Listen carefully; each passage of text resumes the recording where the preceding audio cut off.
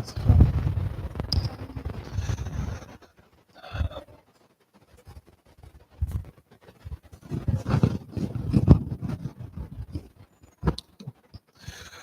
بالله من الشيطان الرجيم بسم الله الرحمن الرحيم والصلاة والسلام على سيدنا محمد وعلى آله الطيبين الطاهرين اللهم صل على محمد وآل محمد.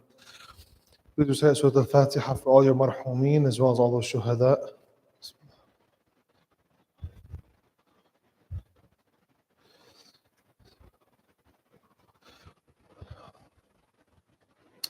Okay, so inshallah today's topic, we have two more topics left. We have today's topic about prayer, and then next week's topic about doubts in prayer. So what do you do when you have a doubt within prayer or after prayer? How do you fix and address those doubts? So today's topic about prayer is one that's very, very important for us to make sure that we have a good handle on, inshallah, because a prayer that is not accepted is one that could cost us a lot on the other side. So when we're, inshallah, going through this life, the hope is, inshallah, as we're struggling and we're working towards Allah subhanahu wa ta'ala, we're looking to do that which makes Allah subhanahu wa ta'ala most pleased, that's going to earn us the most reward with Him, inshallah. And there are a number of ahadith that pretty much tell us that if your prayer is not accepted, nothing else gets looked at. It's like that teacher at school that tells you, if you don't put your name on your test, you're not going to get a single point. I don't care if you scored 100% on the exam. If you don't put your name on the test, you're not going to get any points. So prayer is kind of similar to that in the sense that if our prayers are not accepted, whether it's from the incorrect action that we were doing, or for other reasons, it's going to put us in a pretty difficult situation on the other side. So one of my favorite quotes that has always resonated a lot with me comes from Allama Qadi Tabatabai, and it talks about some of the really important aspects we have of prayer. So prayer, we have two columns to look at with prayer, right? If we're doing check boxes, we're trying to check off our responsibility. Yes, a prayer that is done and performed at the end of the time, for example, let's just say Maghrib, let's just say the last chance I have to pray my Fajr prayer is 6:30, for example, right? And I pray my Fajr prayer at 6:25, right? Yes, I got my Fajr prayer in. I check off the box on the column of I did my prayer, okay, which is good. But there's another side of it, right? Prayer is not just this exercise that we're doing, we're like a bunch of robots just trying to do the bare minimum just to get by. But rather, prayer is meant to have a specific effect on us, right? So like the person who's trying to, for example, say they're trying to diet to lose weight, they're looking to get a result from that diet that they're trying to do. Similarly with prayer, to get the most out of the prayer, the ulama recommend that we pray at awwal al-waqt. Awwal al-waqt here I translated as prime time. Each prayer has an awwal al-waqt associated with it, right? And this awwal al-waqt is like a short time span. For example, for dhuhr, they say it's about roughly 20 minutes or so. It's not exact, right? It's based on the sun, the movement of the sun. Right? For Maghrib, for example, it's up until the redness of the skies have completely disappeared, right? So each prayer has a specific time. Recognizing that time and praying within that time gives us the most optimal benefit from the prayers. So what we're going to talk about today is the opposite of this. We're going to be talking about just the bare minimum of what is needed for us to have a accepted prayer, inshallah, ahkam-wise. But we shouldn't forget the bigger point, which is we want our prayer to actually have an effect, inshallah. And praying at the prime time is what's most important, inshallah. So, moving forward, we're going to talk about two main sections. We're going to discuss the clothes of a praying person and as well as the place of praying. So these are more of the prerequisites, right? Before I enter prayer, what are some of the things that I need to have in place in order for me to enter the prayer? And then the prayer itself, right? We're going to discuss how the prayer is to be performed, like the exact parameters of it, and what breaks the prayer versus what allows us to maintain the prayer. Regarding the clothes of and the body of the person who prays. So for women, the amount that has to be covered is basically everything excluding the face, specifically the parts of the face that are washed in wudu, like we had talked about on last week. That width and that height that we had discussed, that amount can be exposed. The wrist, from the wrist down to the fingertips, right? So like the hand, that part of the hand, that part could be exposed. The feet could be exposed if there aren't any non-mahrams around for women. And besides that, that's pretty much essentially just like the normal hijab that a woman would have to wear, excluding the exception about the feet. For men, the bare minimum that has to be covered is the awratain, and this isn't the recommendation. The recommendation is obviously more than that, but we're talking about the bare minimum that somebody needs to dress in order to approach prayer. Okay? Now, the prayer clothes as well as the body has to be both pure and non-usurped. I guess your body won't be usurped, but Assalamu alaikum.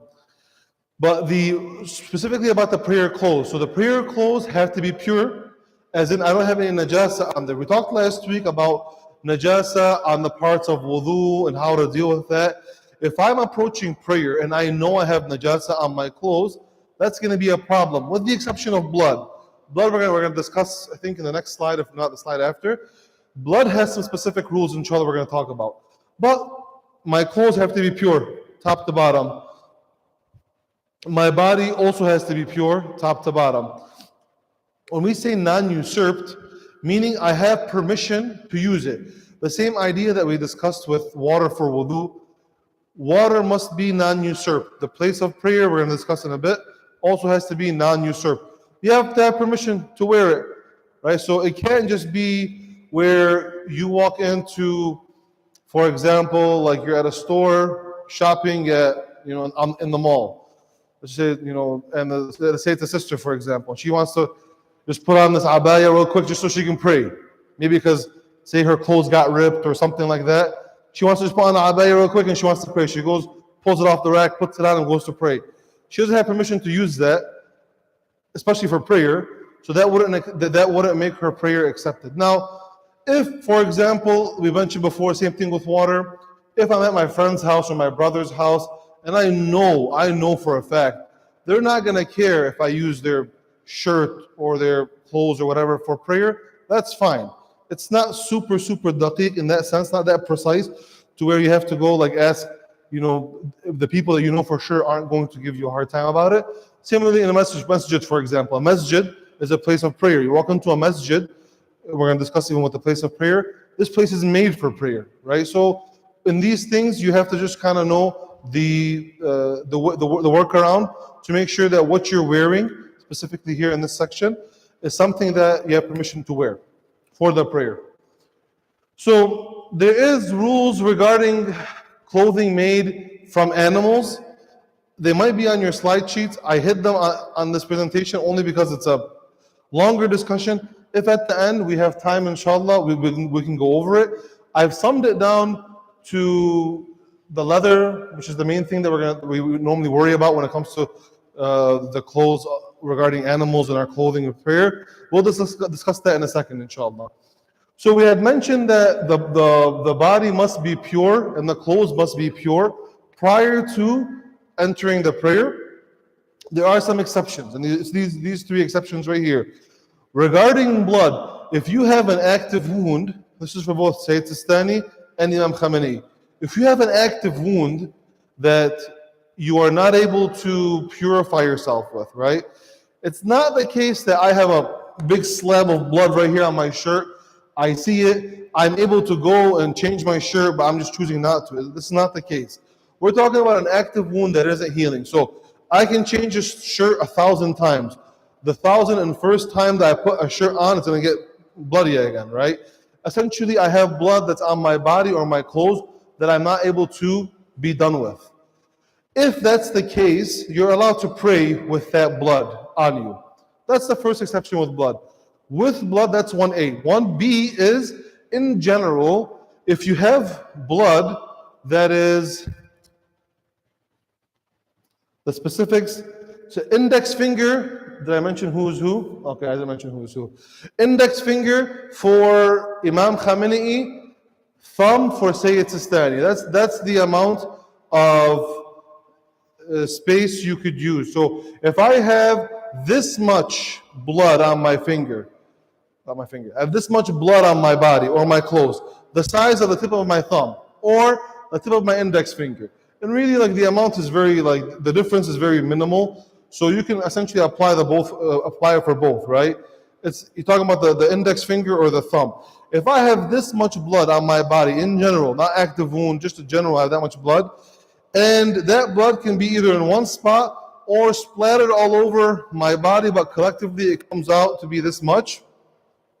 Tip of the thumb, tip of the finger, the index finger. If it's less than that, I'm allowed to pray with that blood. So if you have a drop of blood on you, it's fine. You just measure it up with your thumb and be like, I'm good, right? Just something for us to be aware of. Now, things like socks, hats, and gloves are specifically mentioned, right, are as items that they could be najis, and you can pray with them. So let's just say, for example, I have blood on my socks, and that blood on my socks is the size of my hand, for example, right? That would be okay for me to pray with. Now, if that is wet blood and it's making my feet najis, it's a different story, right? We're assuming that this blood is dried up, it's on my sock, and I'm going to pray. Because of the size of it, because these are specific things regarding the size. We said that the prayer clothes have a specific measurement they have to be. This is something that we can use to look at for our prayer clothes regarding hats, gloves, or socks. So any of those that are najis, that have any najasa on there, that would be fine. Now, the last one is if you have no choice but to pray with the impurity, right? You're in a situation where prayer time is ending and you wanna get your prayer in, and you have no option. You're in a situation where you can't change out your clothes or you can't purify your body. At that point, you'd be allowed to pray with the impurity on you. Now, regarding leather, this is kind of like tried to really boil down the mas'ala into this right here. So we have to distinguish between if we're talking about certainty or doubt. If I know for sure that the leather that I'm wearing in my prayer comes from a cow or comes from a cow or some other source of leather that was not slaughtered Islamically. Okay, I know for sure. This comes from leather. This leather comes from Italy, for example, and they sent me a video in my email showing me the exact cow they used to make this leather. They were very kind about that, right? I know for sure with certainty, and we discussed certainty in the past couple of discussions that we had, then I can't pray with that leather, right? So this discussion that we're going to talk about here is not if we know this genuine leather that we're using in our prayer is actually coming from a haram or a non-Islamically slaughtered animal.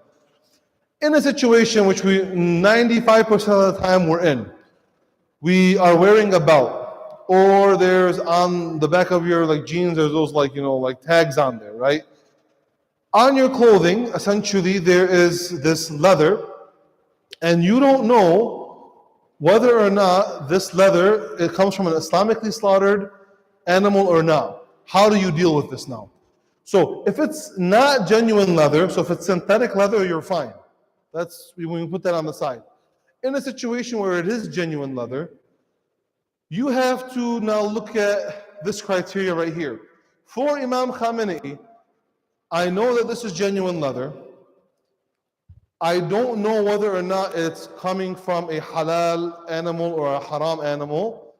I consider it pure, to go back on the principle that we discussed regarding the purity and impurity, right? Everything is considered pure until proven najis, like we discussed in the first lecture. So I have this piece of leather in front of me. There's a chance it could be pure, right? With this side of things, we say it's pure because everything is pure until proven najis. On the other hand, for Imam Khamenei, he does not allow you to pray with it if you don't have certainty that it's pure. For Sayyid Sistani, it's a different discussion. Sayyid Sistani says, if there's a chance, and I remember when the teacher was saying this, in Qom, give me a number. Give me a number so I can share this number. He said 3%. 3% or more. If there's a 3% or more chance that this animal that was used to slaughter for this leather is of the type of animal that could be slaughtered Islamically, not even slaughtered Islamically, it's of the type that could be slaughtered Islamically. So like sheep, like cows, chicken, I don't know if there's chicken leather or not, I doubt there is, but like of these types. If it's of that type, a 3% or more chance, then you're allowed to pray with it. For Sayyid Sistani. And obviously it would be considered pure as well. So it's a little bit more of a looser criteria in that sense. You have more room to work with. That's regarding things that are worn. Now, things that are carried, for Sayyid Sistani across the board, you can carry something that's najis in your pocket or like on you for whatever reason. For example, you wear a watch, but you carry a wallet, for example. So carrying versus wearing has different rulings. For Sayyid Sistani, you can carry whatever najis item you want in your pocket. It doesn't nullify your prayer. Imam Khamenei does not allow it. So again, a difference there. Sayyid Sistani's ruling here is a little bit more lenient in this sense. Any questions on this? Okay.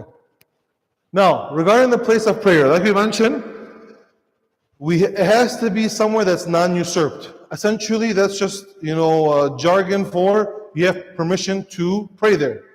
Whether it's in a public parking lot or it's in a private parking lot. That word public versus private does play a difference, right? A public parking lot is public for the public to use. There aren't really any restrictions as to what could be used there, aside of what's like illegal, like the known stuff, right? But a private parking lot might be a little bit more difficult.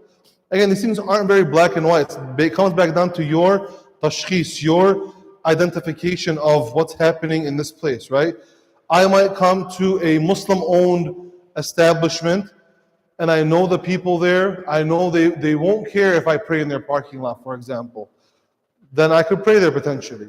I might go to a Muslim-owned establishment and I know they would care. Maybe they might get a little bit worried about what their customer base is going to think about somebody praying in their parking lot. Allahu A'lam, right? So you have to only have permission to use that place to pray. Regarding the place of prostration, very interesting point for us to keep in mind. The only place that has to actually be pure in the place of prostration is where you put your head. So we have 7 points, right? 7 points that we put down for prostration. There's the head, the 2 hands, the 2 knees, and then the 2 big toes. You can put more if you wanted, but the 2 big toes is the minimum, right? We have these 7 parts. The only part that actually has to be pure, the only resting place that has to be pure is where the head goes.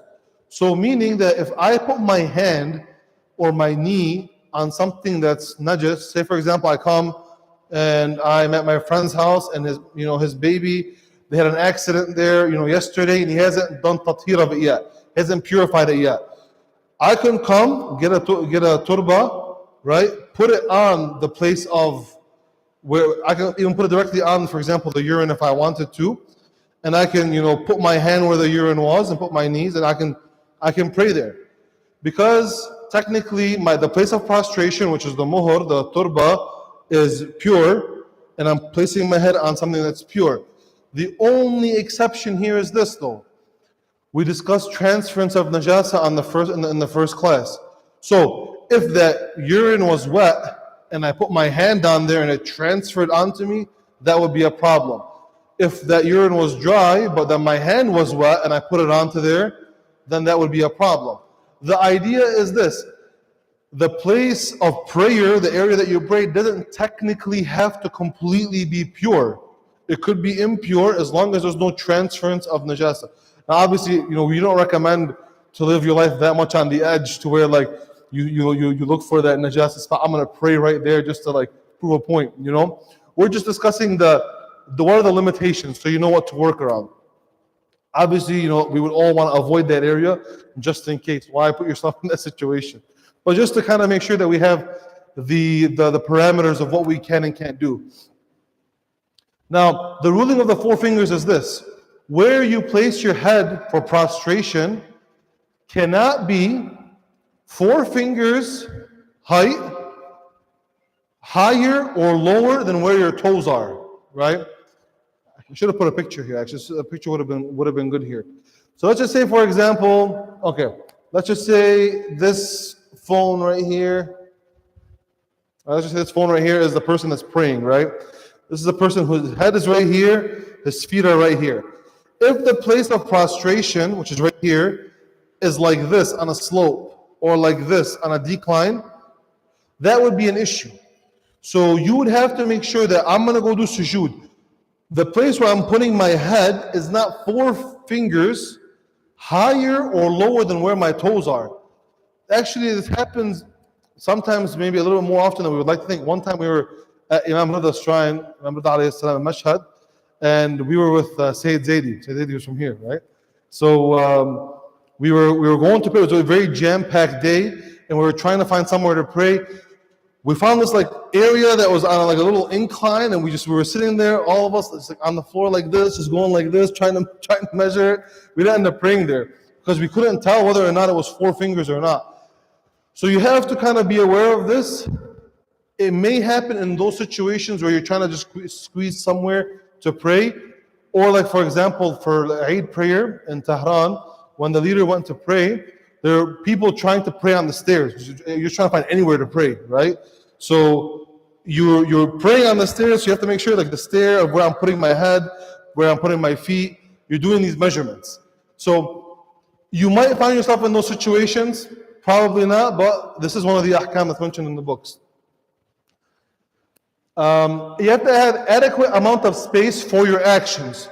So meaning, if you're at work, funny story, one time at a Tigers game, I went and I prayed in a storage closet, and it was just enough space, right? But you have to have enough space, because it was almost to the point where I couldn't do ruku'. So if I can't do a full ruku' like this, I wouldn't be able to pray there. And if I can't do a full sujood, I can't pray there either. So you have to be able to do your full set of action. So for a bigger guy like me, it might be a little bit more difficult, right? For some of these younger brothers right here, if they wanted to pray, they might be able to pray in a small little corner and they'll be fine with it. So you have to be able to do all of your actions. And then this one here, stable and not moving. So then what do we do about planes? What do we do about praying on a train, right? So if I want to pray somewhere, I have to make sure that the place is going to be stable. That's the default, right? I have to be able to pray there. It's not going to be moving. It's not going to be turning and changing the qibla. However, the only situation where I am allowed to pray on a plane or on a train or in a bus is the following. If I know for a fact that by the time I finish this, this ride, when I finish this transportation that I'm a part of right now, when it ends and I do find stable ground, I will not be able to pray my prayers on time. In that situation, not only am I allowed to, I have to pray my prayers in that moving plane or vehicle or train or whatever it is, right? So then that comes with its own set of rules, right? You got to try to make sure that you catch it when the qibla is in a stable direction. So if you're flying on a plane, for example, we normally, when we fly back to Iran, we go on Turkish Airlines, it's a Muslim, Muslim company, Muslim country. They normally have the qibla finder, they have the qibla, they have the times and all that stuff. That's convenient. Sometimes we've had to fly Lufthansa, so we've had to kind of figure it out on our own. But you can see on those those maps where the plane is going across the Atlantic, you want to wait until it's pretty much on a stable course, and you would point towards the qibla and you would pray in that direction. If for whatever reason you feel the plane making a sudden move, then you would just try to move with the plane however it moves, right? You're going to be like a compass dial yourself. You're going to be moving and keep yourself pointing towards the qibla. Planes normally don't move that drastic, especially when you're praying in an airplane. You're praying qasr. All of us are praying qasr. I don't know what other exception there would be. Yeah, you're praying qasr most of the time, if not all the times. You're praying 2 rak'at, you'll be finished with your prayer before the plane is going to make any sudden move. And obviously, praying on a plane, you'd have to keep this rule here in mind. You have to have the adequate amount of space to be able to pray there. So normally, you would ask to pray in the back. Again, like with Turkish, we've always had, no issues with them. We've had issues before where I had to pray either from my seat or because if I couldn't stand because the overhead is too low, I'd have to go, like for example, pray in the bathroom. You'd have to pray at that point in the bathroom. And the requirement when you're not able to even do ruku', so you're in this situation where there isn't an amount of adequate space, you have to pray in a stable, in a moving vehicle. And at the very least, you have to maintain the qiyam, the standing, right? So you basically have to be standing the whole time, and you would have to do ruku', if you're able to do ruku' as much as possible. So for example, I don't really fit well in those bathrooms, so I'm just like this.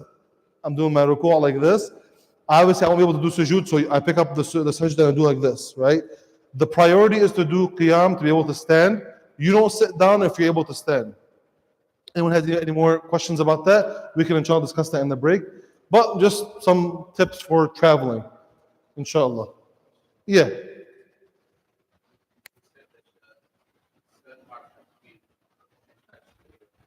Yeah.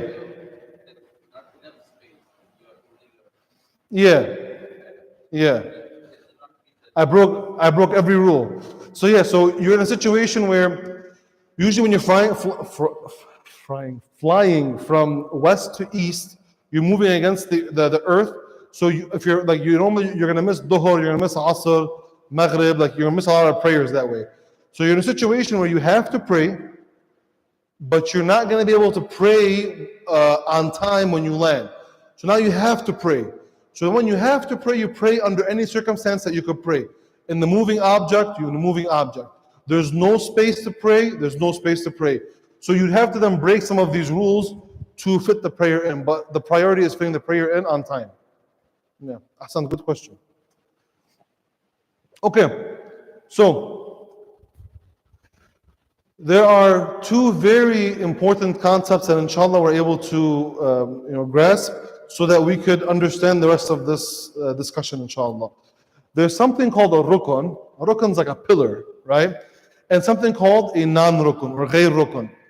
A rukun is that which, if it's left out or added, even accidentally, it's going to break the whole prayer. Meaning that even if I like forget or I even was completely by accident and I would think, oh, God should accept this, God will be okay with it. If it's a rukun and it's missed or added, an extra one is added, the whole prayer breaks. And we're going to discuss, there's 5 arkan, 5 rukuns that we're going to inshallah discuss. A non-rukun is different. Yes, it's wajib, it must be performed, and if it's purposely left out, it breaks the prayer for sure. However, if it's accidentally left out, the prayer is still fine. There are some non-rukuns that we're going to discuss that have a qada, like for example, tashahhud and the sajda, which we'll discuss. Most of them don't have a qada. We'll discuss that. So rukun, -1 + 1, even accidentally breaks the whole prayer. Non-rukun, if you accidentally leave it out, your prayer is fine. Okay? So we'll start with the first rukun. This is the first rukun, meaning if I don't do this, even accidentally, or I do an extra one, even accidentally, then my prayer breaks. Okay? So intention, the same thing that we discussed with wudu. It's something that's internal. It's not verbalized. You don't have to, so like in Lebanese culture growing up, it was always like this. You approach the prayer mat and you recite like a 10-second formula of what you're about to do. Asalli salat al-dhuhr wajib qurbatan ila Allah. It was like you literally would recite the intention out loud. I'm not sure if it's the same with Desi culture. You guys would recite it out loud in the beginning. So this was like a tough one for me to like wrap my head around. When I was first learning it, I'm like, but we always recite it. We always say it. But no, that's not what's required. You could do it if it helps you focus better, sure, but it doesn't change. It doesn't change whether or not you've done the intention. Again, intention is always based on two questions. What are you doing? And why are you doing it? You approach prayer, you haven't said a single word, and you're about to do takbir, and someone asks you, what are you doing? If you're able to answer that question, I'm about to pray Dhuhr, I'm about to pray Asr, I'm about to pray Isha, I'm about to pray Maghrib. And why are you doing this? Because Allah told me to do so. All right, that's it, that's enough. I've satisfied the requirements at that point. Okay? So the intention obviously would need to be kept throughout the whole prayer. So if I start doing it qurbatan ilallah, but then like halfway through it turns into like riya, it turns into like I'm doing it so like, for example, like my super religious uncle could see me and think that I'm also super religious too like them, then that's going to put your prayer in question at that point. It has to be maintained throughout the whole prayer. Regarding intention, there are times where it's mustahab to switch your intention back and forth, which we're not going to discuss. But there are times when it's wajib and you have to switch your intention. And there's times where it's actually forbidden. You're not allowed to switch your intention. The only situations for us to really worry about where it's wajib to switch the intention is if I started praying. So we have a first prayer and a second prayer. So just to give it the proper definition, so we're speaking the same language. Dhuhr is a first prayer, Asr is a second prayer. Maghrib is a first prayer, Isha is a second prayer. So when I say first prayer or second prayer, you guys know what I'm talking about. So if I'm praying a second prayer without having prayed a first prayer, it becomes wajib for me to switch my intention to that first prayer. So for example, we're going to pray, say, when we pray Maghrib tonight, say it's 9 p.m., you're about to go pray Maghrib, you go and you say Allahu Akbar and you start praying with the intention of Isha. You haven't prayed Maghrib yet. And then like, you're in your ruku and you're like, I didn't even pray Maghrib yet, what am I doing? At that point, you don't have to do anything besides just switching your intention. And again, intention is all internal. You now mentally, internally, now you understand, okay, now this prayer is actually going to be Maghrib, not Isha. And you just continue from where you are. What's past is past, and you just continue from where you are. Whether it's from Asr to Dhuhr or Isha to Maghrib. If you've passed, the only situation here is in Isha, right? Say I started with my Isha first, and I've entered my fourth rak'ah now, because Isha has 4 rak'ahs, right? So now I've passed the point where I can go back to Maghrib. Maghrib is only 3. At that point, you would finish the Isha, and then you would pray Maghrib afterwards, and your prayers would be fine. Ihtiyat mustahab to pray Isha again after, but you don't have to. Okay? Was there a question? Okay. Yes, for both. Yeah, if there's any differences, I'll mention them, but this is for both. Yes.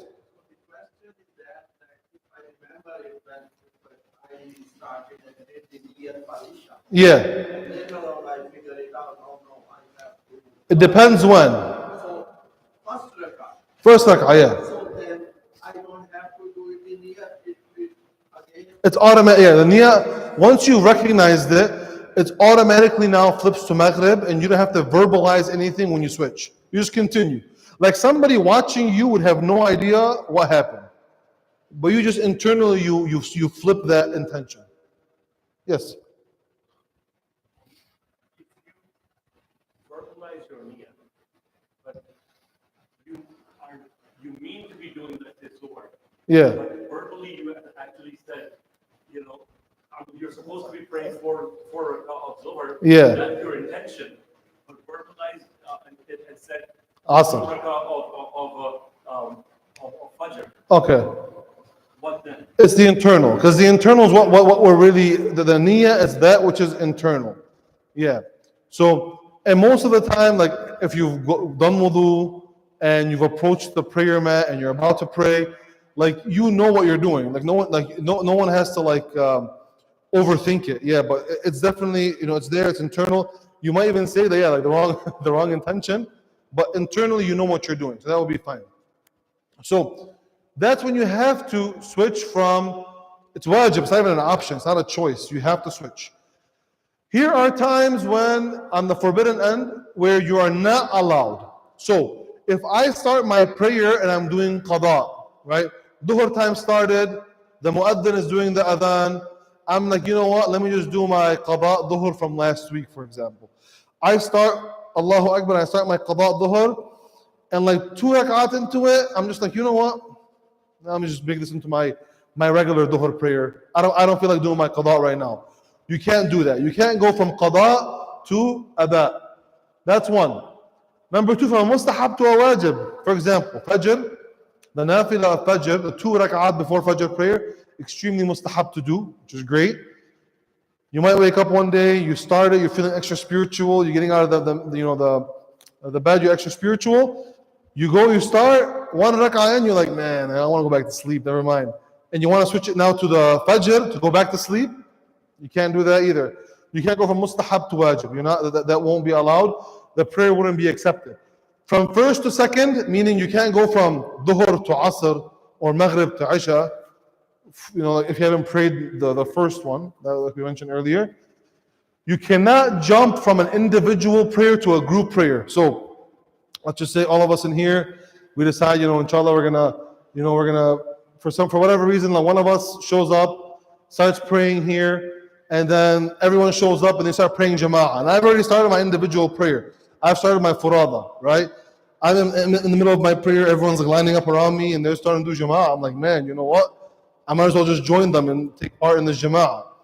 I wouldn't be able to do that. Once I start a furada, I cannot switch it to jama'ah. There are rules that will allow you to either break the prayer or finish it and then rejoin, but that's a different discussion, inshallah. But these are the times. It's not a comprehensive list. I just put the more commonly interacted with situations, the more commonly, I can't think of the word, mubtala bih is the word, the Arabic, but the most commonly occurring situations. When you're learning Farsi and Arabic, and then your native tongue is English, it's just everything gets mixed up.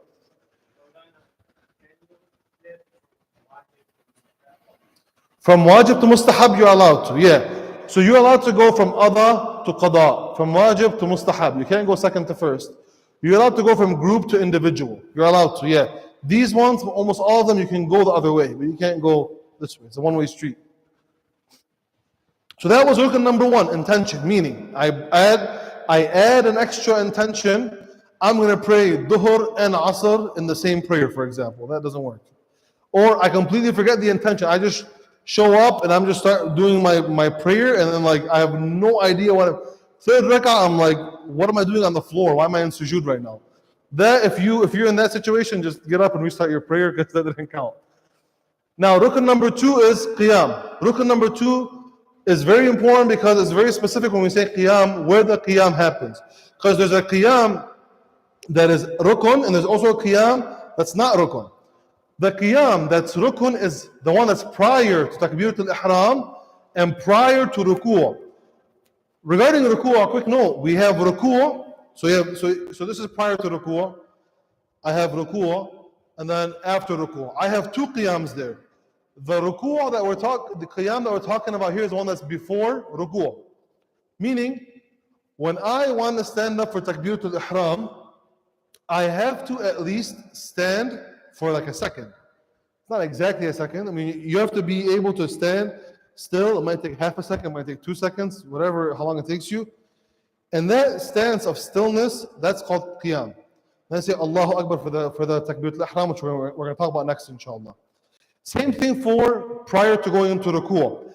Let's just say you show up to the jama'ah prayer, the imam is going into ruku', you're running, you're trying to catch the imam, you stand Allahu Akbar, and you have another pause, and then you go into ruku'. If you've ever seen someone do that, that's why.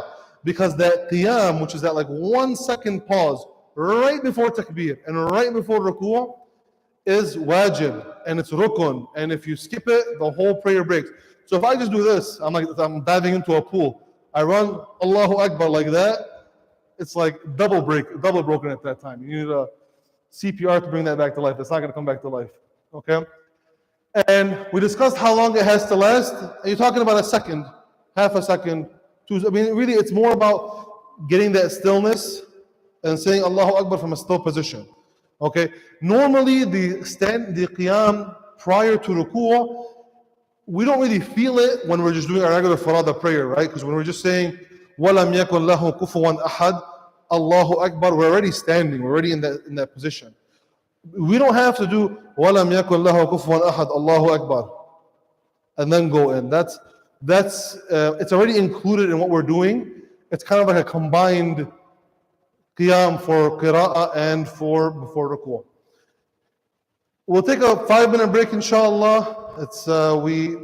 We have how many more slides to cover? Inshallah, we'll be able to finish them, maybe even get into the questions and the couple of slides that we had from this presentation. Inshallah, we'll come back at 7:51. If anyone has any questions, I'm here. Sallu ala Muhammad wa ali Muhammad.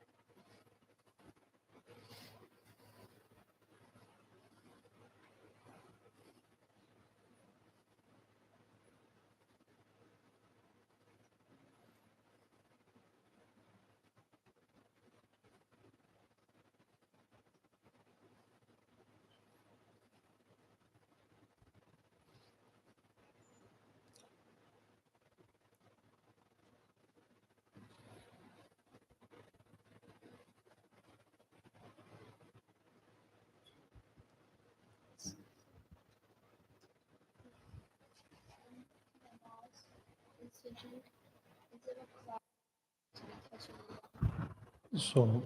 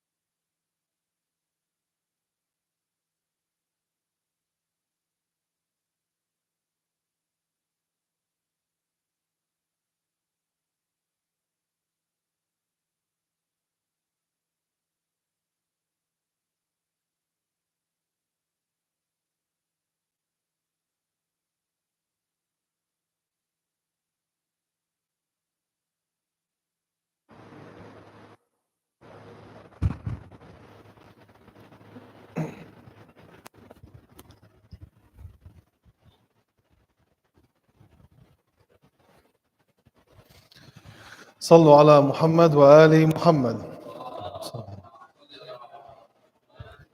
Okay. Inshallah, we'll try to continue. I know sometimes these classes can be very long-winded and exhausting, but I appreciate all of your patience, inshallah. Bismillah.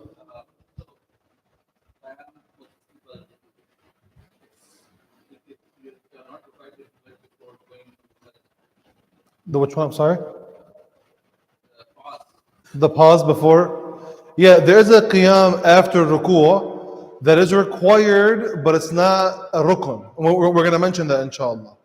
So yeah, so the one that we mentioned was a part of the arkan, the rukuns, the 5 rukun, that if they're missed or if they're added extra into the prayer breaks. One last example, which actually might happen sometimes. I've seen this actually happen before.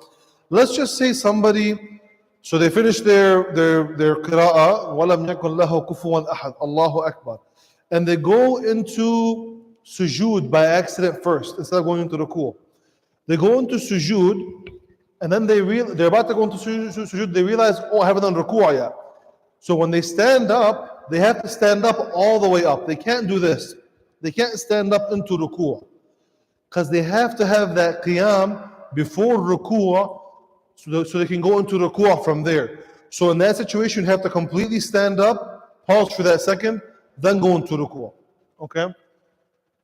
Now when it comes to takbiratul ihram, the requirements are as follows. It must be recited in Arabic. So it can't be God is great or Khuda Buzorge, or what's Allahu Akbar in Urdu? I'm not sure. Say Khuda Buzorge? That's in Farsi. Oh, okay, yeah.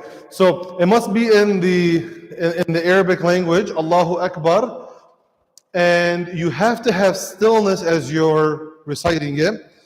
So stillness here means your legs are stable. You're not kind of like shifting back and forth like this.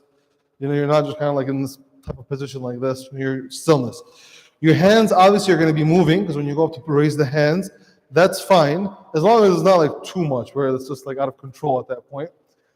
The volume is something to where you have to be able to kind of determine this on your own here. How low can my... Yes, Bismillah.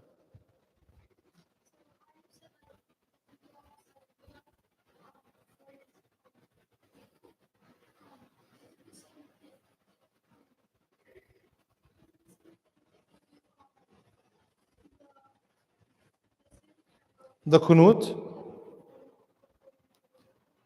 So the kunut is always going to be after the ruku'. So you're allowed to do the kunut after the ruku' if you accidentally missed it. So if it was like this, for example, I said وَلَمْ يَكُنْ لَهُ كُفُوًا أَحَدٌ, Allahu Akbar. I didn't do kunut by accident, not on purpose. I go into ruku' and then I stand up and I'm like, oh, I forgot to do the kunut. I can do it at this point right here. Then I'll be from a standing position and I can just go down to sujood at that point. Good question. So regarding the volume, the criteria is this. You can say it as loud as you want. The minimum requirement is you have to say it to where you can hear yourself if there was no sound pollution or any sound barriers around you. So if you were sitting in a room like this and you were to say, Allahu Akbar, can you hear yourself? If so, then that's enough. That's fine. Yes, if I was outside on the street and there was cars going back and forth and kids playing and people screaming, and I were to say, Allahu Akbar, I probably couldn't hear it. Like 100% I wouldn't be able to hear that.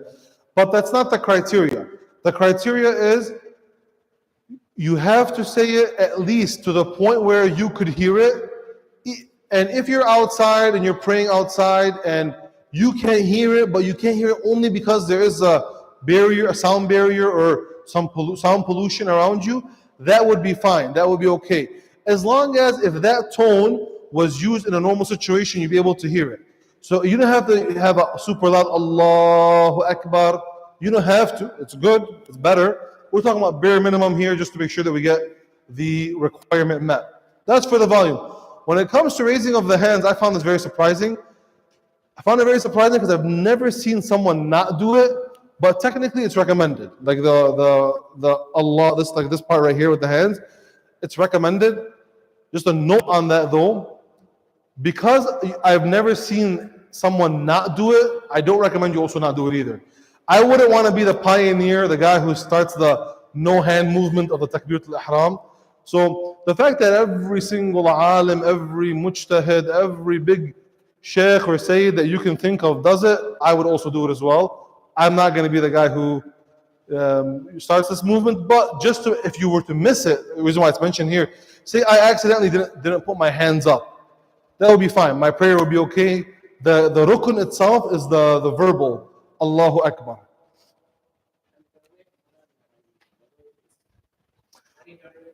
So they say the recommendation is to bring it up to the ears. That's the recommendation. Anything besides that, I'm not sure. But the recommendation they mentioned specifically is like parallel, like up to the ears, like this. But if someone would do like Allahu Akbar, I don't think it gets the same level because it's mustahab. It's meant to get you extra rewards. Good question. Yeah.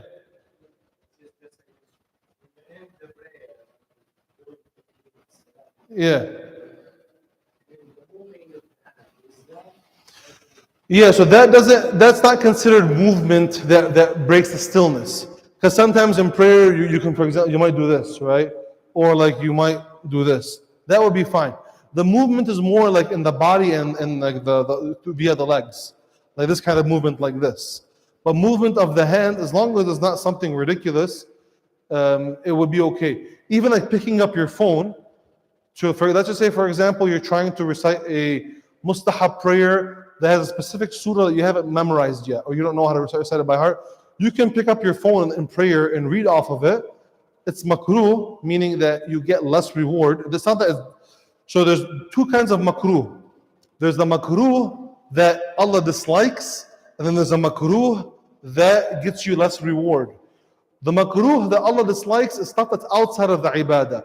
For example, when they say sleeping on your stomach is makruh, that's outside of ibadah. That's disliked by Allah. But holding your phone in prayer, because it's in ibadah, when they say it's makruh here, it just means that the reward is less. That's it. So you could hold your phone in prayer and look at the surah if you wanted to. That would be fine. Yeah, good question. Okay. So that was rukn number 3. So number 1 was intention. Number 2 was qiyam. Number 3 was the takbiratul ihram. And now is the 4th rukn, meaning 4th rukn, I add an extra one, remove one even by accident, the whole thing breaks. It's ruku'. Now for ruku', we have a couple of things you have to inshallah try to remember. Number 1 is the placement of the hands. For Imam Khamenei, the whole palm has to be on the knee, but it's ihtiyat wajib. So say it's istani, he allows the tip of the finger, the fingers right here, even if the tip of the fingers is on the knee, he allows that. So for the followers of Imam Khamenei, you can apply this ruling. So the bare minimum you have to do is just put your fingers on your knees. For sisters, it's recommended to have the hands above the knees. So it'll be more like this for sisters. Okay, that's for the placement of the hands. Stillness during the ruku' and after ruku', which we're going to mention right now, inshallah, and the recitation of the dhikr.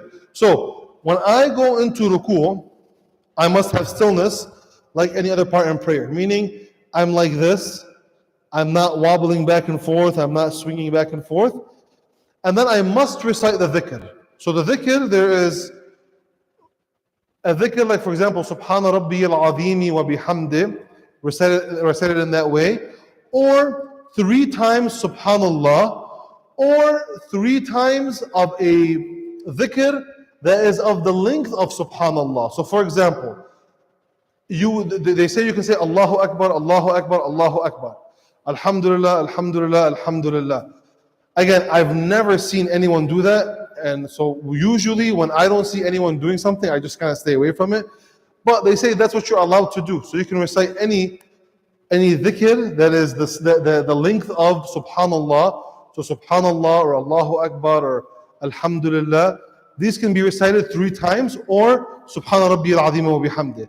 Either one of those can be recited. 1 time is enough. Obviously, we must have to say Subhana Rabbi al-Azim wa bihamdih, Subhanallah, Subhanallah, Subhanallah, Allahumma salli ala Muhammad wa ali Muhammad. That's mustahab. The salawat ala Muhammad wa ali Muhammad is not by itself sufficient to satisfy the dhikr of ruku', but it's more of like an extra sprinkle of sugar on there.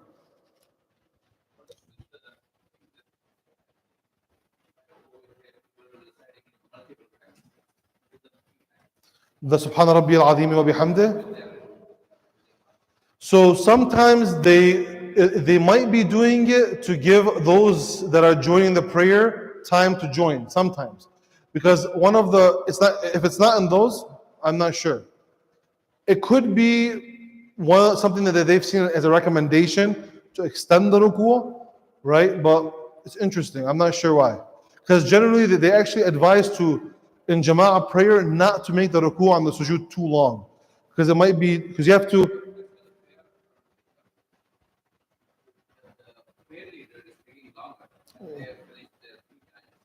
Oh, on the congregate side.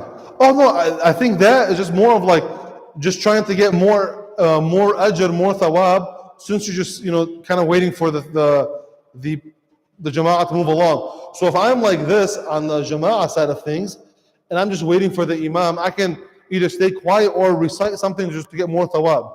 You're allowed to do that. Yeah. Doing more dhikr is you get more thawab, you get more ajr. I thought you were talking about on the prayer imam side. So regarding the dhikr, if we're going to discuss it, discuss later. We'll discuss it later. It'll be better to discuss that later regarding how much we have to do, inshallah, and if you forget it, that'll be mentioned later, inshallah. And then standing after ruku'. Now, standing after ruku', we said, was not a wajib rukun, meaning I have to do it, as in it's wajib, but if it's not a rukun, meaning if I forget it and I moved on to the next part, my prayer would be fine. So I'm in ruku', Subhana Rabbi al-Azim wa bihamdih. Let's just say, for example, I don't know, my kid knocks me over, and now I'm in sujood form right now, and I completely slipped my mind that I didn't stand up, for example, after ruku'. I'm in sujood form now. I'm like, okay, Subhana Rabbi al-A'la wa bihamdih. And I forgot, not on purpose, I forgot to stand up after ruku'. My prayer would be fine because the qiyam after ruku' is not a rukun, but it's wajib. Okay? That's kind of the difference there between the before and the after.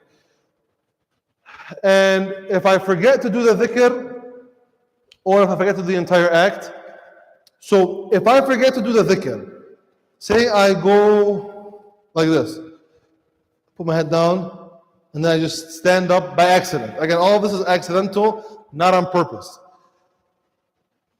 I get credit for the ruku' and I just move on. Because the dhikr itself is not a rukun. It's wajib. I must recite it. I cannot skip it on purpose. But if accidentally I forget it, accidentally I'm just having a really rough day, long day at work, Maghrib time hits, I'm exhausted, Allahu Akbar, I just go into ruku' like this, I stretch for a little bit, and then I just get up, and I'm like, oh, I didn't even do, my dhikr. At that point, because it was accidental, and it's not a rukun, I just move on. You continue, you don't have to make it up. If you forget the entire act, I go Allahu Akbar, and I go straight into sujood, I don't even do ruku', then rukun, meaning it breaks the whole thing. So the actual ruku' itself cannot be forgotten, but the dhikr itself, it's fine if you forget it. Yeah.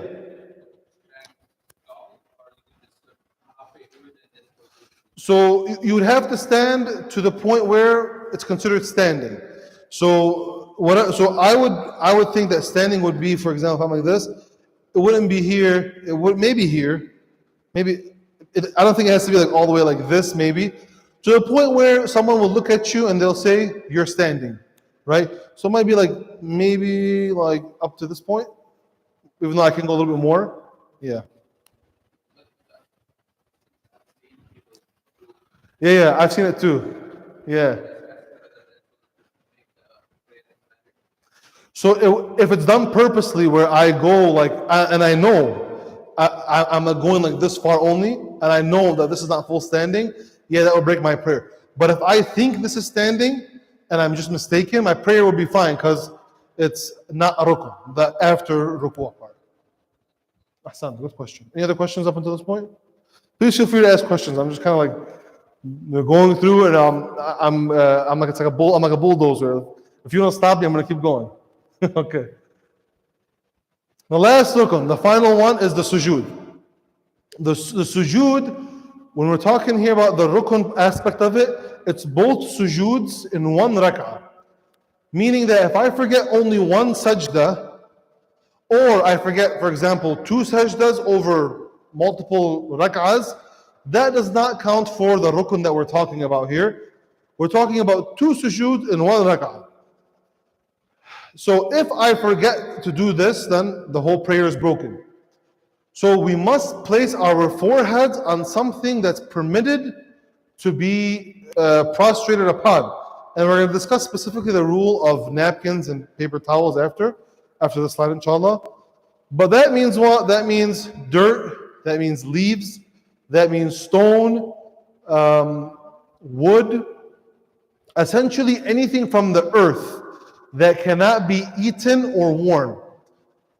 For example, cotton is from the earth, but it could be worn, so you can't pray on cotton, right? Tea leaves. For Sayyid Sistani, he says you could pray on tea leaves, because technically tea leaves are not eaten. Imam Khamenei does not allow you to pray on tea leaves, for example.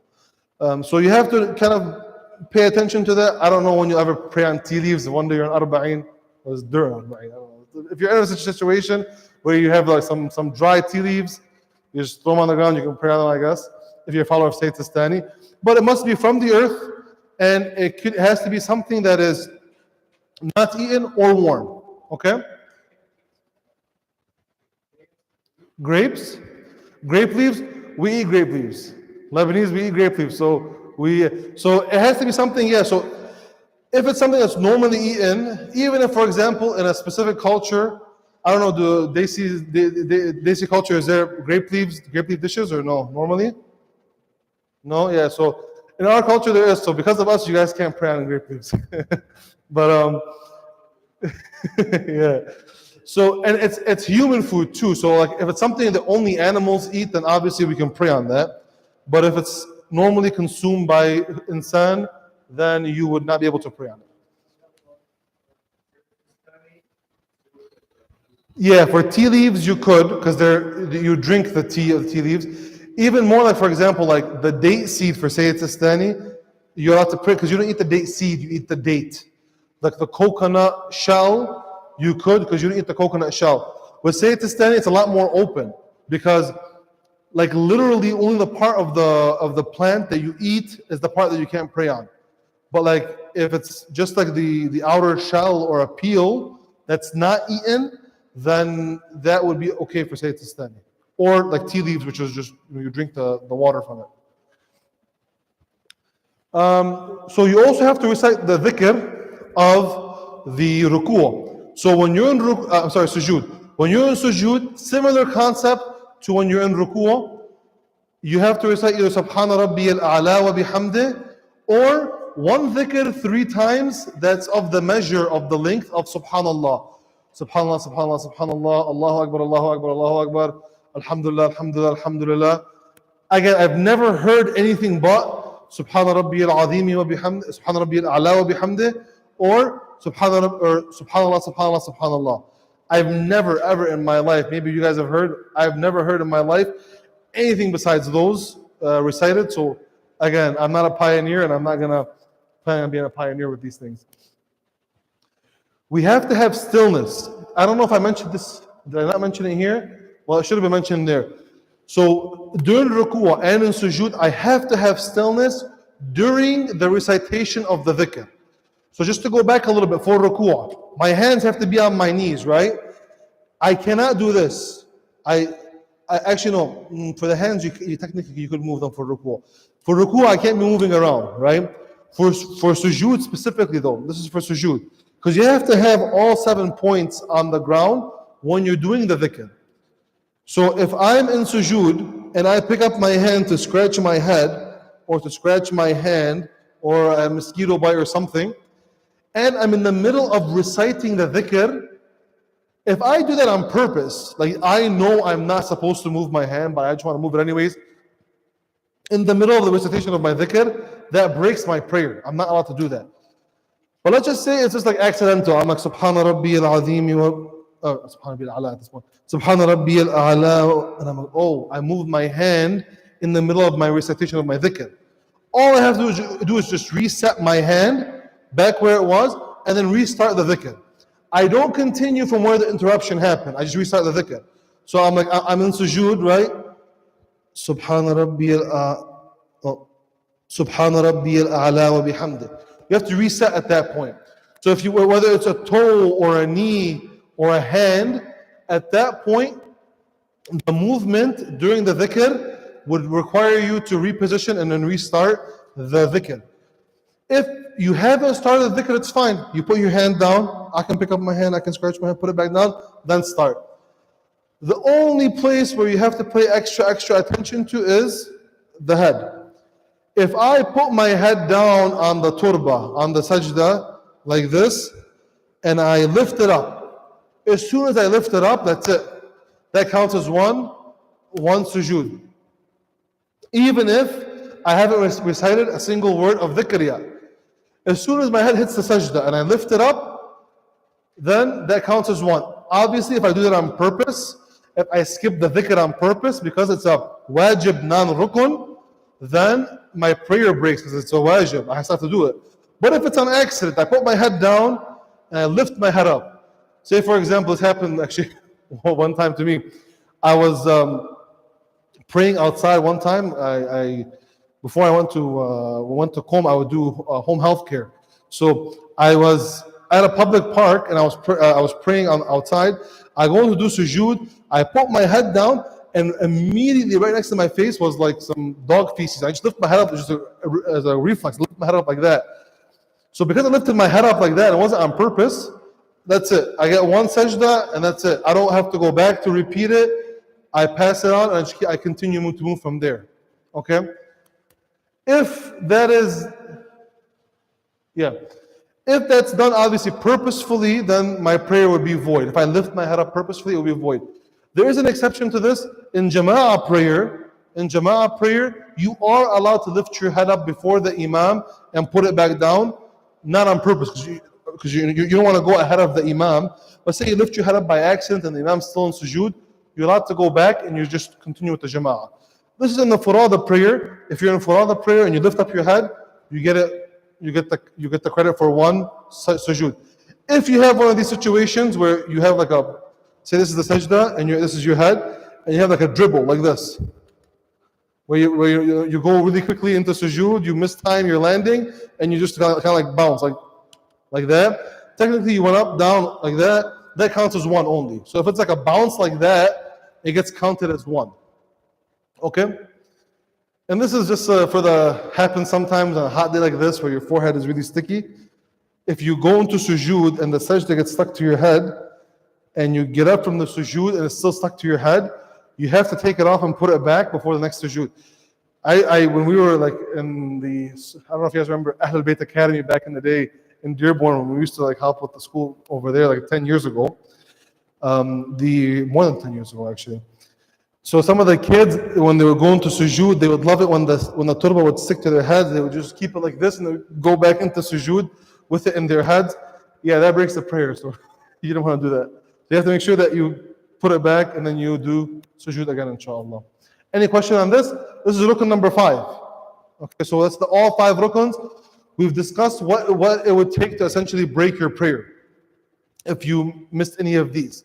Now, regarding sujood on a napkin or paper, happens to us a lot, especially when you're out and you're somewhere where you don't have a turba, you can't get a piece of a leaf off of like the tree or the bush or whatever. So you must have certainty that it is permissible. So meaning, I must know that this napkin or this paper is something that is from the earth. We said trees, grass, dirt, wood. These things are what's permissible. I have to know that it's from this. Not maybe, there's a good chance and 60% chance. Certainty meaning 97% chance that this thing here that I'm praying on is from one of those things that I'm allowed to pray on. That's going to fall back on you to kind of do your own independent research as to what these brands of napkins and paper towels and papers, what they use to make their material. So that's the first point. The second point, Imam Khamenei has an overall general rule. He allows for you to pray on a paper or a napkin from those materials that you're allowed to do it from, as long as it's not from cotton. Because cotton, remember, is something that can be worn, and you cannot pray on something that you can be worn, that you could wear, any material. So for him, he applies this across the board. For Sayyid Sistani, however, for napkins, he has the same ruling as Imam Khamenei. However, for paper, he allows cotton to be used as a part of the paper for you to pray on it. I don't know if they use cotton for paper. I know primarily it's wood. We just have to kind of have a general idea that what is this, this company that I'm looking at, what do they use to make this paper so I can do sujood on it. But for Sayyid Sistani, he allows for it if it's from cotton, if it's paper. So the difference is there, napkin versus paper. Same idea with concrete, by the way. If I want to pray outside on cement or concrete, if I know that the majority of what I'm putting my head on is from natural earth, then I'm allowed to pray on it. If I don't know, then I can't. And when I did the research on it, my own personal, so I'm applying this to myself, you don't apply it to yourself without your certainty. I looked at what cement and concrete is made out of. It was I think 70 to 90% of it is all natural materials from the earth, like stone and sand and gravel and limestone and different mixtures of these things. So the idea that I got from it is it would be fine, but you would have to just make sure that you do your research on the cement for your own itmi'nan, inshallah. Now, to go over, yes. Yeah. Good question. So if it's simply just a stain on the paper, then it would be fine. If it had mess, meaning that if I were to rub it, it would I would get some on my finger. Sometimes when you write with an ink pen and you rub it, there's mess on there. You can see it sticks out a little bit. It's not completely flush with the paper. If there is mess on there, as long as when you're putting your head on the paper, enough of the white spots collectively form enough to have enough for you to do sujood on it, then it will be fine. But if it's lined paper that's just a stain on there, it's not something that's a physical mass on there, you can pray on it if it's just a stain. Usually those lined papers would be okay. But it's more of those papers that are written on with pen or they have paint on it or something, or crayon. Crayon is a better example. Crayon is it's a physical mass on top of the paper. It's not a stain.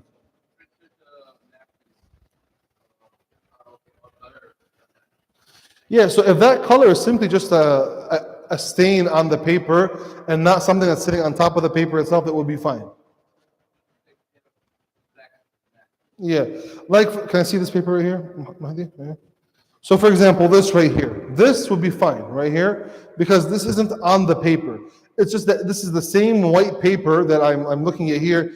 It was just, I'm not sure how the laser printing works exactly, but the color here was either dyed or burnt on there or exactly, I'm not sure how the printing process works, but it's definitely not a physical mass that's sitting on top of the paper that's preventing me from doing sujood on the physical paper itself. It's actually a part of the paper. Okay. So the inkjet printers would it be on top of the paper? Yeah, so that would be a problem for the inkjet papers, yeah. But if it's laser, then it would be okay under that definition. Ahsan. Yes. The what? I'm sorry? They have the writing on them? Is the writing from the turba itself? As long as it's from the turba itself, it would be fine. If it's a painted thing on there, then it will be an issue, yeah. But if it's just the actual dirt itself was kind of shaped in a way to make writing, then it will be okay. Ahsan. Okay. Yes. Asphalt is that's not allowed to be prayed on. Yeah, that's specifically mentioned that the asphalt is of the allowed things for sujood. Ahsan. Good question. Okay. Any questions? Any additional questions? Bismillah. Yeah. So it depends. If it's like a physical layer on top of the actual turba, it will be a problem. But if it's just like a stain, and usually it is usually just a stain, like that dirt from the oils on the skin, it just turns dark over time, that would be fine. But if it's like calcified or whatever else would happen to like that dirt, to where it's like there's a layer on top of it, that would be an issue. Yeah, good question. Okay. The first non-rukun, that's a wajib thing, is the qira'ah.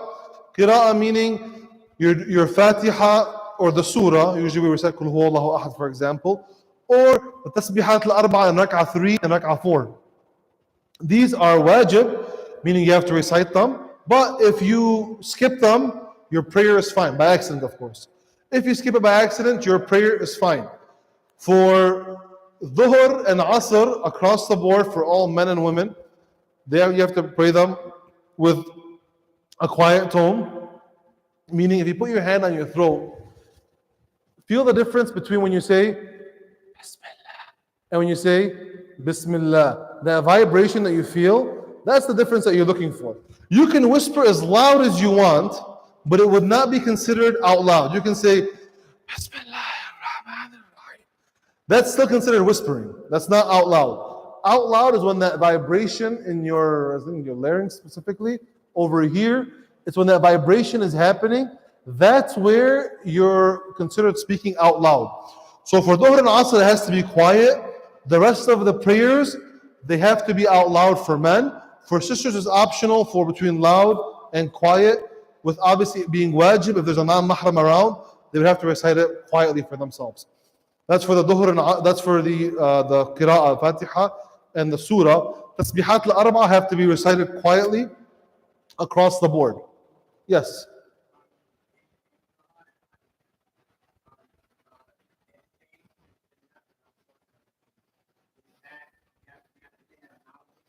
It's actually mustahab to say that one loudly. The Bismillah. It's not wajib. No, ahsan. You can say it quietly, but it's not wajib. But it's mustahab to say it out loud. Ahsan, good question. So that's for the qira'ah. You have to have correct recitation, right, as much as possible. So if Arabic isn't your native tongue, you try your best to recite the letters with the proper pronunciation, right? So learning the difference between, like for example, bald and da, like wala dallin versus wala dalin versus wala zallin, or the sin and the sad, ihdina sirat al-mustaq, there's a sin and there's a sad. One is thicker, one is lighter. So trying to learn these is a requirement to the best of your ability. You know, whatever's normally, whatever's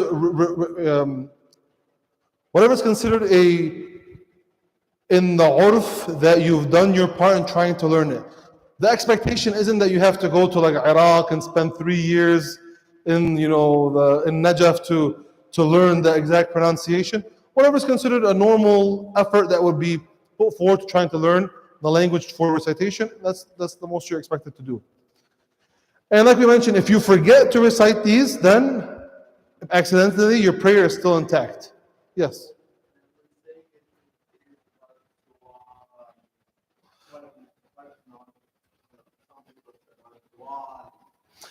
So the correct one will be wala dallin, and you have to give it that mad, so that, because if you don't give it the mad, that like long extension, then it almost, you don't actually hear the full alif. If I were to say wala dallin, you can't even hear the alif there. So that word is one of the very few words we actually have to stretch it out, wala dallin, to get the whole word out. Yeah. The best way to practice is YouTube and just like listening. That's the best way to just keep hearing the correct recitation. Yeah. Funny story, when I had started going to, when I started in Qom, I loved listening to dua that was recited like by like for example like Iranians with that like Iranian lahja, the accent, but it ruined my Arabic lahja so badly to where I had to relearn how to pronounce some Arabic words. So like stuff like, you know, Allah, Allah, batil instead of batil. It's just, yeah. So when you hear the wrong recitation for long enough, it messes with your recitation. The second non-wajib rukun, we discussed this actually already, dhikr. The dhikr in the ruku and the sujood. You actually, I spoke about this a little bit too early, but this was supposed to be in this part right here. Again, it's wajib to recite it, but if you miss the recitation, you're fine. And I think all of these points, we discussed them already. Yeah. Tashahhud and the salam, rukun number 3 and rukun number 4. So for the tashahhud, it's wajib. You have to recite the tashahhud. It's not something that you're able to skip over. But if you accidentally skip it, then your prayers is intact, right? Let's just say I finish my second rak'ah, I stand up for my third rak'ah, subhanallah walhamdulillah wa la ilaha illallah, and I'm like, oh, I didn't even do tashahhud in my second rak'ah. At that point, it would be fine. Tashahhud has a makeup, it has a qada, which we'll discuss inshallah in next week's class about the doubts and prayers. So, unlike the other ones that we've discussed so far, if you skipped it, then you're good. This one, you're semi-good, you're okay. You can keep continuing, but you have to make it up afterwards. And it comes with a sajdatain as-sahu. Again, we'll discuss that inshallah next week. Same thing for the salam. If you skip the salam accidentally, your prayer is fine. The only part of the salam that you have to recite is one of these two lines, right? So normally this is how we say it. Normally we say, Assalamu alayka ayyuhan nabiyyu wa rahmatullahi wa barakatuh. That's purely mustahab. Even if you say that by itself, it's not enough. And then we say, Assalamu alayna wa ala ibadillahi as-salihin. This one is wajib. By itself, if you say this by itself, it's enough. Your prayers, you can end your prayer right there. And normally we say this too. Assalamu alaykum wa rahmatullahi wa barakatuh. If we say this one or this one by itself, the prayer is the salam is satisfied.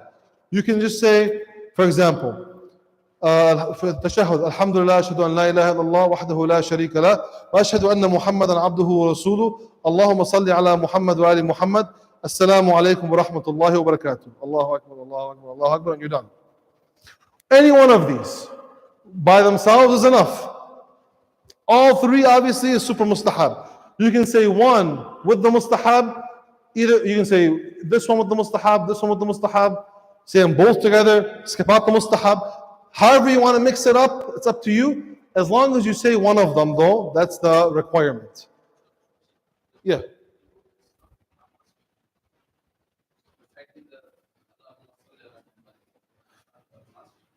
The Allahumma salli ala Muhammad wa ali Muhammad, that's wajib, yeah. That's a part of the tashahhud. The tashahhud is this, alhamdulillah, ashhadu, so alhamdulillah is the mustahab. Ashhadu an la ilaha illallah, wahdahu la sharika lah, wa ashhadu anna Muhammadan abduhu wa rasuluhu, Allahumma salli ala Muhammad wa ali Muhammad, that's tashahhud. After that is the salam. Yes.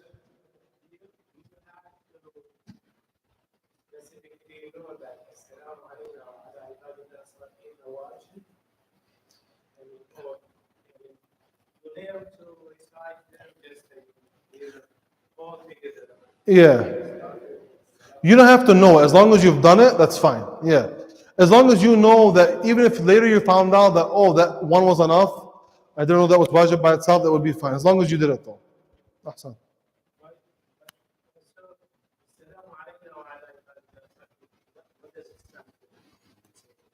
Assalamu alayna wa ala ibadillahi as-salihin. We're making dua, we're making a request for Allah to send that alayna wa ala ibadillahi as-salihin, yeah.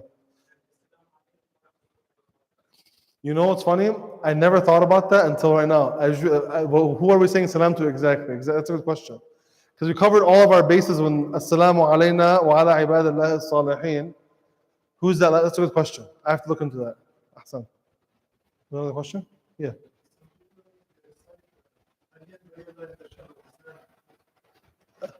Repeat that again, please.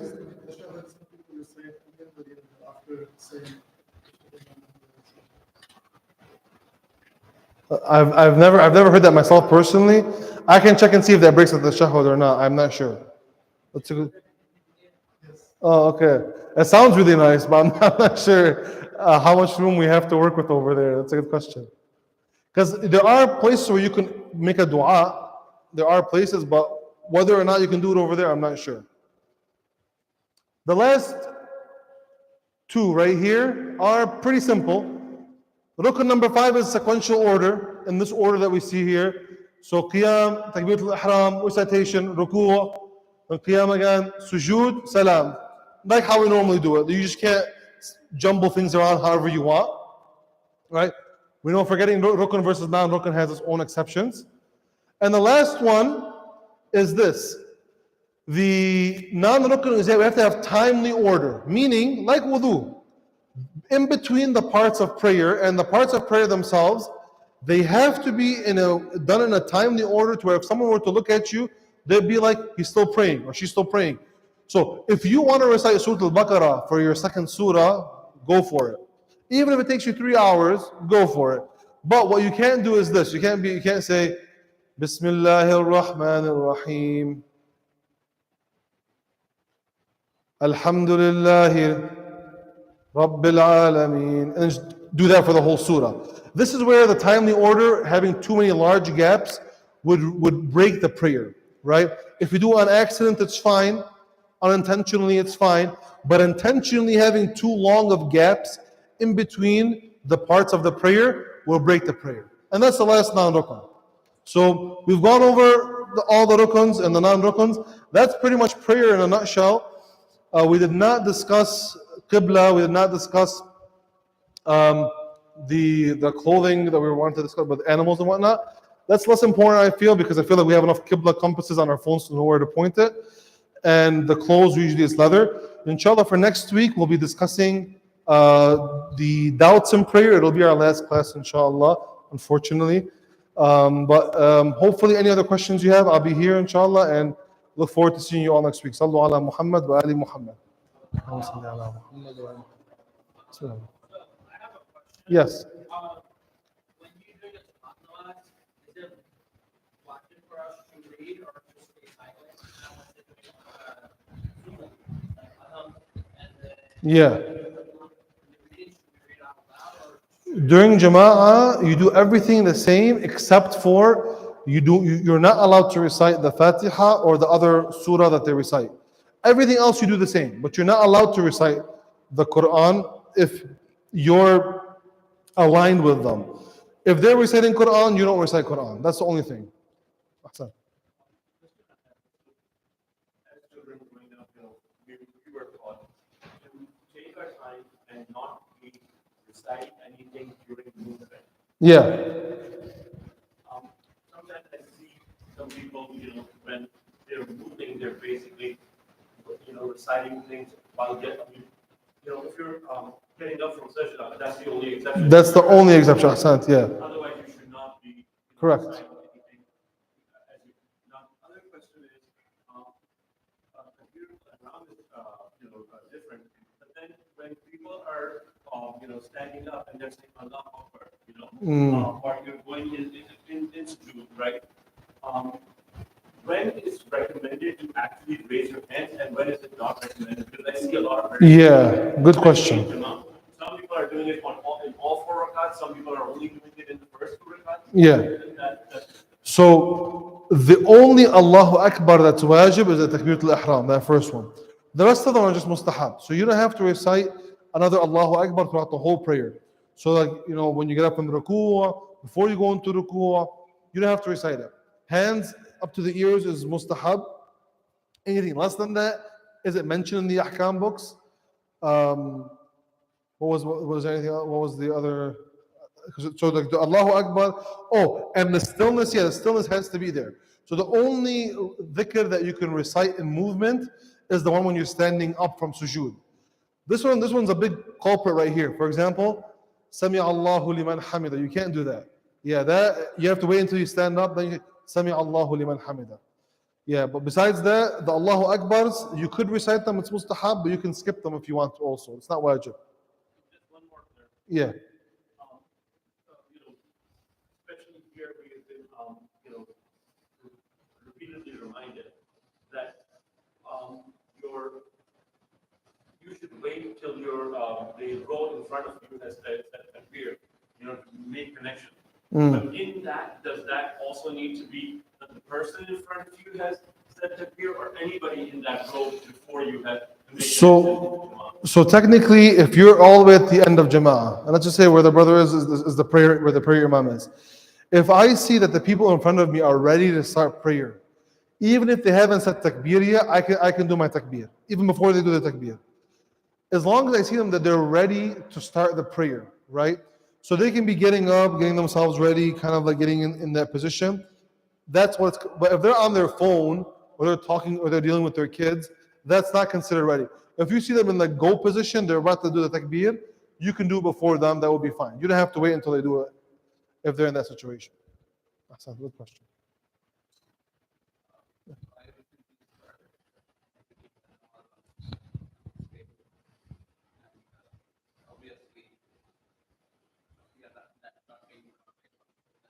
Yeah.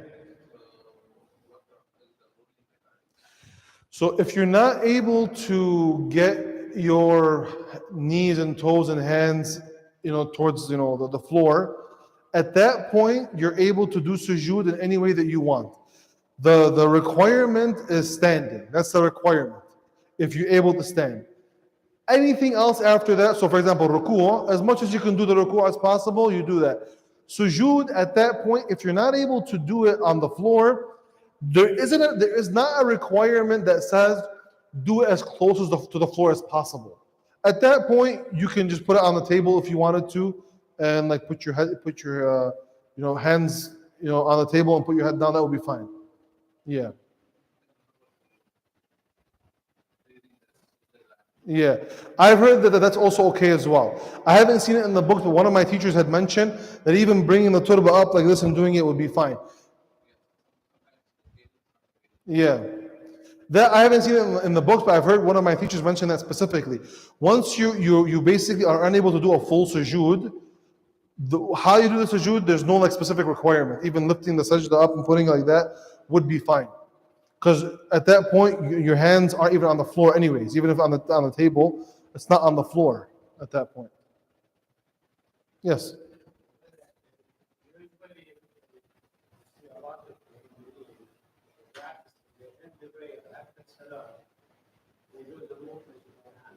The three Allahu Akbar, yeah. It's mustahab. It's not wajib, yeah. Yeah, no, some of my teachers, they just do this. They just look to the right just to break from the qibla, and that's it. Yeah. So the three Allahu Akbar is mustahab. The salam breaks the prayer. Once the salam is said, that's done. It's done.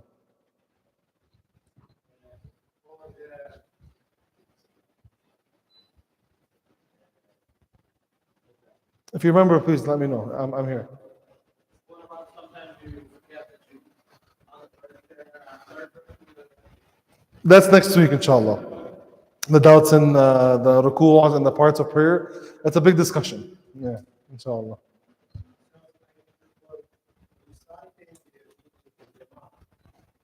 Yeah. Yeah.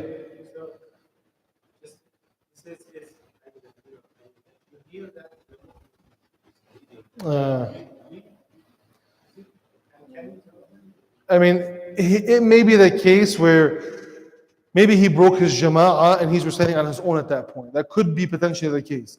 But you don't have to tell him. If you feel that maybe he doesn't know the rule, then you should tell him maybe, but you don't have to. It's not wajib. Because again, he might not even be praying jama'ah. He might have been, maybe he broke his jama'ah and he's just, on his own at that point.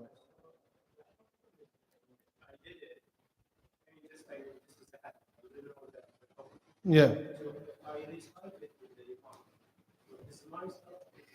Yeah, it'll be fine. If you didn't know anything with these stuff, if you found out afterwards that you did it incorrectly, then it would be fine.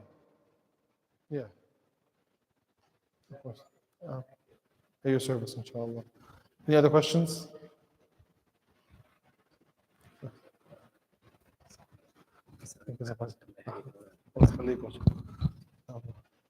السلام ورحمة الله. طيب. السلام عليكم. طيب. السلام عليكم. طيب. السلام عليكم.